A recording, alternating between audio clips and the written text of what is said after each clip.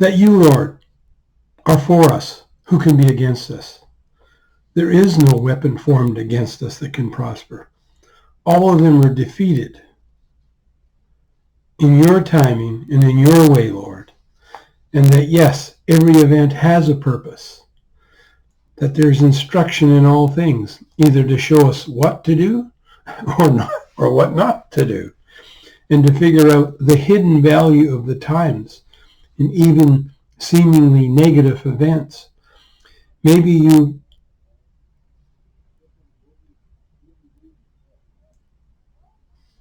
were presented a failure of an idea or event so that we could discover the silver lining that it revealed.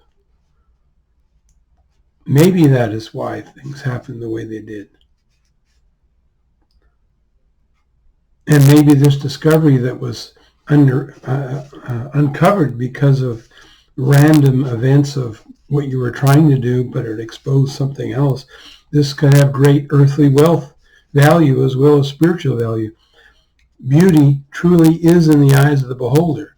Don't let ideas that are sometimes in wolf's clothing, but deep inside there is a treasure trove of wealth in them, when actually it was an opportunity to take what maybe was meant for evil and find some redeeming grace in it. Some events are pure evil and there's nothing in there, but there are many events that appear as random mistakes, but are actually a solution for a different problem you're working on, an answer to a much better question that you weren't asking at the time, that you were searching for a particular result. What do we do to get all the benefits of them? In any situation, look at the outcome from a different light than what you were originally seeking, and see if you have just discovered a new idea, a new way, an invention that could solve a different problem. Maybe is often the case a bigger benefit for this world than what you were originally seeking. Sometimes when we do something, it uncovers a bigger problem.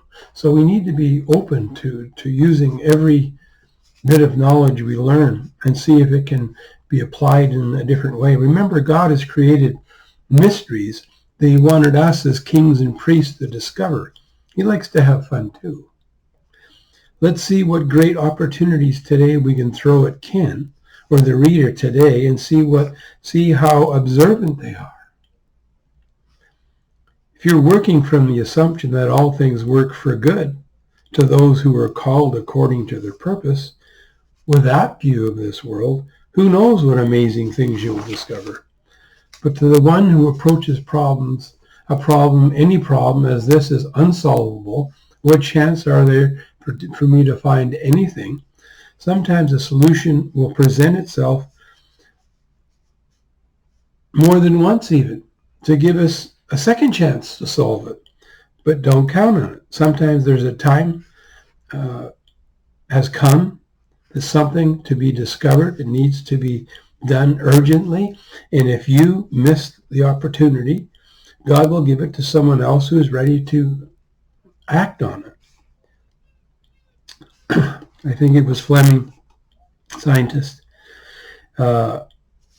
He was presented a problem. He had all these different cultures in his lab for different diseases, and some growth got in there, some fungus got in there and was killing most of these pita dishes off that he was trying to study.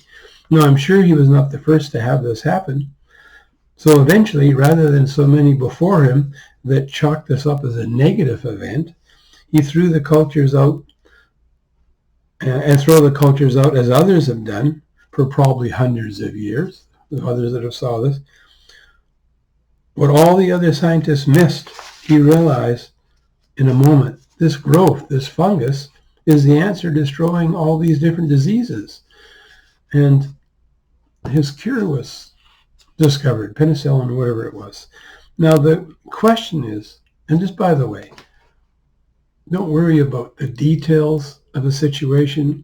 If you missed the principle and you got the details, you lost, okay? So get the principle of what's going on. You don't be worried if it's Fleming or someone else. Now, the question is, how many opportunities have presented themselves or are even now presenting themselves that I can discover just by my observation of what is happening rather than the results I was looking for? Sometimes, often, we are so stuck in the way we thought a solution would look like when in front of us is a better solution and we miss it. It's funny how often the answer is in plain sight, but because of our pointed ways of looking at something, we miss the obvious answer. I know you say it was the scientist that saw that fungus destroying all the diseases, and you would have figured it out too. Yeah. And I say, okay, how many problems that you have confronted in this life, in your field, and you've solved it? How many breakthroughs have you had, if any? So easy to see something once the solution is discovered. We all, at times, are armchair quarterbacks, but have never had a breakthrough in our own work. But yet we see how to do everyone else's. No, I don't think so. I'm not the genius in your field, but you probably have the insight and the experience in your field to find some amazing solutions and breakthroughs. What would stop you? Your faith? If you have faith, or should I say lack of faith, then the problem in front of you is unsolvable. That your lack of faith has condemned you already. Or should I say you have stronger faith in failure than in success. And your negative use of faith will show you 1,000 reasons why it can't be done. We all have a measure of faith. And the question is, how have you been applying it? We cause often our own stumbling block in this life because of our outlook. It's often never the situation's fault, but it's our own outlook's fault. Don't blame the knife or the gun for what it did. It was the user's fault, not the object.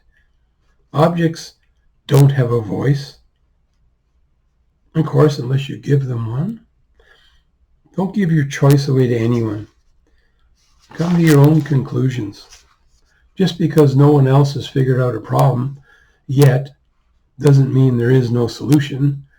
No, it's a question of who will solve the problem before you. Someone's going to one day. Who will it be? You or someone else? Life is a race, a marathon, not a sprint. And given enough time, any problem can likely be solved. But who will be the discovery? But who will be the discoverer is the question. Yes, it's impossible for you if you think it is. Life is a self-fulfilling prophecy, I'm afraid. As you think, you will become. You cannot escape you. Belief, your belief system, your faith, but you can change it with great effort. Anything can be and will be accomplished by someone. Look at Darwin, Origin of the Species. In all those years, he was proving there was no God. In his last year or two, as he was dying, he denied it all and said, no, there is a Jesus Christ, there's a God, and there is no link. But guess what? Those that wanted to use his name have forgotten to mention that when they promote Darwinism.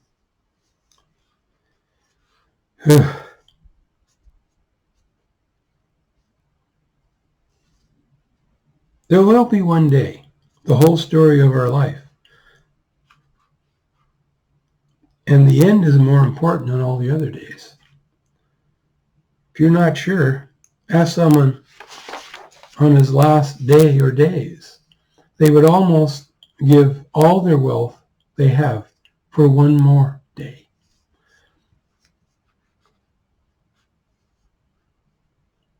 Don't let an undone good thought or deed be put off till tomorrow. You don't know if you even have a tomorrow. I don't care how healthy you are, how young you are. Tomorrow is not promised to anyone. A car runs over a child as easy as a 90-year-old. And there's dangers in this world.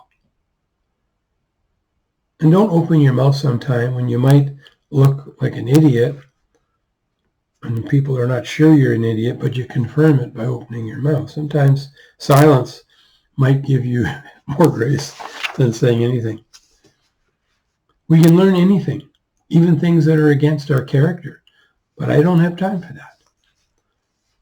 To retrain myself or anyone else into what they are not. Oh, I've got my crazy shirt on here.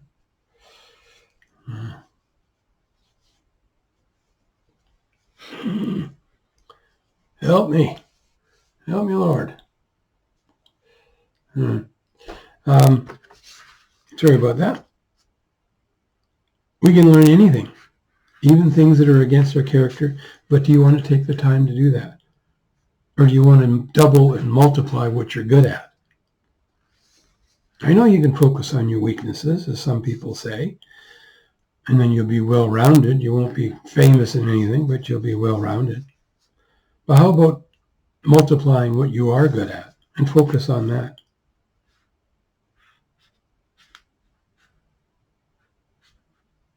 And also, when you're choosing people, choose by character over experience, because good character will be long-lasting, and you can train that person.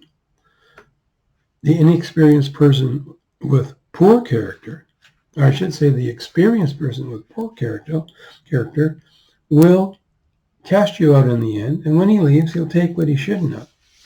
So he cost you more than he was worth.